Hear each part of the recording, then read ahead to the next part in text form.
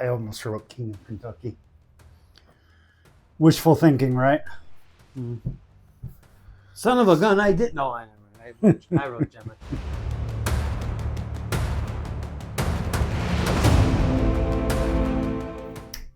Welcome to another episode of AM Whiskey. I'm Aaron, and this is Mark. And today we're doing a bottle review of Dixon Dedman's Gem of Kentucky. I happen to be a big fan of the 2XO series, Dixon Dedman's latest adventure.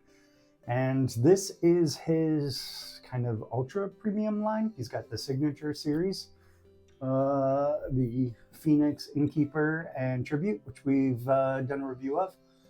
And then this is his kind of ultra premium. It's a single barrel Gem of Kentucky, 108 proof. Cool looking bottle. Another 108 proofer, huh? Yeah, you know. I mean, I think the bottle's sweet looking. It's got good color to it. A nice look. Well, it's double oaked. I mean, really covers the glass. Yeah. It's a really good nose. Ooh, I do like the nose. Like usual, I always start early, but I mean, I can smell caramel. I can smell wood. The weird part is I get like a floral thing, but it's light spice. It's like a floral spice thing. Yeah, I can see that. I mean, the predominant notes that I'm picking up are the caramel and the oak. That's the biggest things, but it's a really good nose. I really like what I'm getting off of it. Like, I get this, I'm like, ooh, this is bourbon. This smells like a good bourbon. I can't wait to get it on the palate. And for that reason, I'm going to go ahead and I'm going to give this a 4 or 5. I really like the nose. It scores till 10. I thought everything was 5. Scores to 10? 10, 20, 10, 10. 8.5 then. 8.5. All right. I'm going to cut all that part out and just say 8.5. I would cut out my trash talking too. I'm going to give it an 8. You're going to give it I an think 8? it's really good. I'm going to go with the 8.5. But we know that you can't be influenced by anybody else. Well, no, I can. Right. I think it's good. But this is where it counts.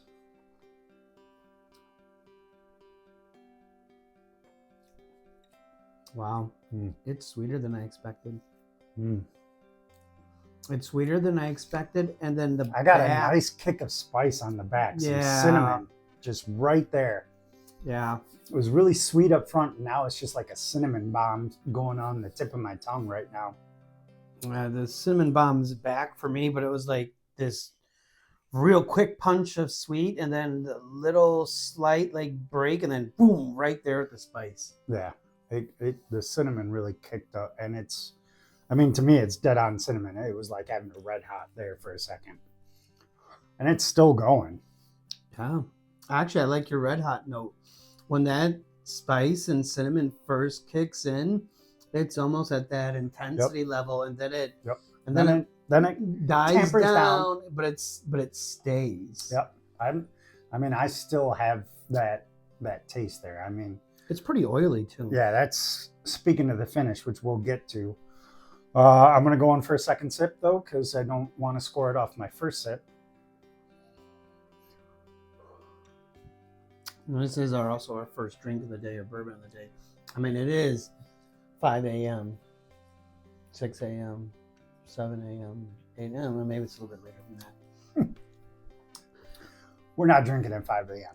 We should be, though. I mean, on the regular. No judgment. You do what you want to do. I mean, the AM whiskey could have multiple meanings. All right. What do you think on the palate? I think I'm going to have one more sip while you talk about yours. All right. I mean, it's got a lot of things that it's doing for me right now. Again, I get that sweet there, and I get that big hit of cinnamon. Right now, the predominant note that I'm getting off of this is that cinnamon. Oh, yeah. Yeah.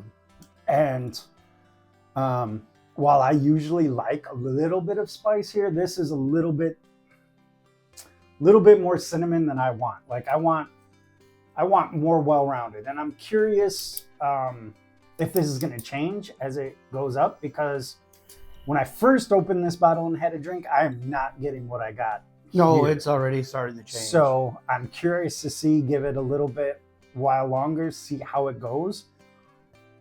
I think I liked it better the first drink I had of it than I do now. I do like the pronounced cinnamon note. I just wish that sweet stuck around for a little bit longer to go with it. And I would like just a little bit more oak, which is weird because on the nose I got a lot of oak. And maybe that's part of where the cinnamon is coming from, is that the wood on this, because it is double oaked. But I think on the palate, I'm gonna go 14.5. Wow, you really don't like it then. It's not that I don't like it. It's just, again, it's that one predominant note. And if I'm going to have the predominant note, that's not the one I'm looking for. So it's just not where I'd like it to be. The first drink I had of this was probably more like a 16 to 17, in that range. This is, and maybe that's why I'm being harsh here, is because the difference between that first time we had this and now it's just a stark difference to me. And maybe I go in for this third sip and it changes my mind, because I've gotten a little something different. So the very first sip I had was like we described. It had a really beautiful, strong, sweet note to it. The caramel bomb was right there. And then each subsequent sip I've had, that sweet note at the very tip or beginning has gotten shorter and shorter and less intense and less intense. And then the like I can taste kind of, now that I'm not having it, I can taste like a wood in the background that just kind of stuck on my palate. But the cinnamon spice, each subsequent sips felt like it came on faster. I'm having the opposite effect. I think the sweet lasted a little bit longer for me here. And the cinnamon isn't as intense. It's still got that like that red hot flavor, but that dies down quicker, and then it just goes to like a kind of a subdued cinnamon in the background. As I've taken a few more sips on this, I've actually started to enjoy it better. Maybe that was the key. The last time we had it, it sat in the glass for a little bit longer than what we're doing here. Maybe. I'm gonna give it a 14 on the palate. It's not my favorite profile. I'd like a little more last on the sweet, a little more sweet, maybe a little more traditional oak, and the spice is probably 2 ticks higher than I like it. Okay. The finish is where I think this thing flourishes. I mean, I really enjoy the finish. It is long lasting. It sits there. I get it on there for quite a while. Finish, I think I'm giving it a 9. So I agree with you on the duration of the finish. I agree. You don't like what it gives you. Bingo. Right. That's where I'm going to knock it. I think it's a really high quality finish. I think it's a real oily whiskey. I'm going to give it a 7 because the notes that I have on the finish are the cinnamon and the spice. Okay. And if this was finishing with like a molasses and a spice, or a wood and a molasses, or any type of sweet note and mixed in with that spice, it would be higher. Like I'd give it that point or two more. Sure. I think it's a really good quality finish. I'm docking it 2 points. I think it's a 9 type level finish on duration and flavor quality. It's just the flavor notes aren't my ball of wax. And I would argue that goes more towards the palate score than the finish score. But to each their own. Now the value, and this is where this is going to take a hit because it's a $200 bottle that is not readily available. So for value, I'm giving it a 3. I'll see your 3. I agree. Like, I was really, really struggling with the value for this.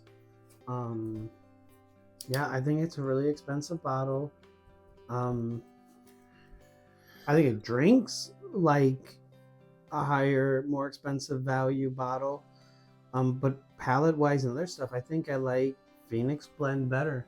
And I might like maybe Innkeeper even better. Yeah, I mean, I think I like probably most of the Tribute series better than this right now. Maybe that changes, and if it changes, maybe we'll do a quick addendum to this. But right now, overall, I'm giving it a 34.5. It's not bad. You know, if it was a $100 bottle, if this was one of the Tribute series, I think it would be more acceptable.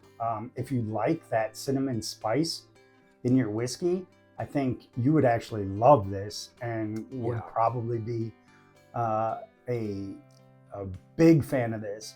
And again, these are single barrels, so not everyone's going to be the same. This is barrel 20, so take that for what it is. Kind of drinks like the cinnamon note I get on this. Kind of reminds me of some Willet products I've had. I've never had a Willet, so I can't speak to that, but there's a couple of Willet products I've had that had a really strong cinnamon note, and this is similar. Oh. All right. Well, thanks for joining us for this episode of AM Whiskey with our Gemma, Kentucky review. Don't forget to like, subscribe, leave a comment, some feedback. Keep the whiskey flowing. Have a great night.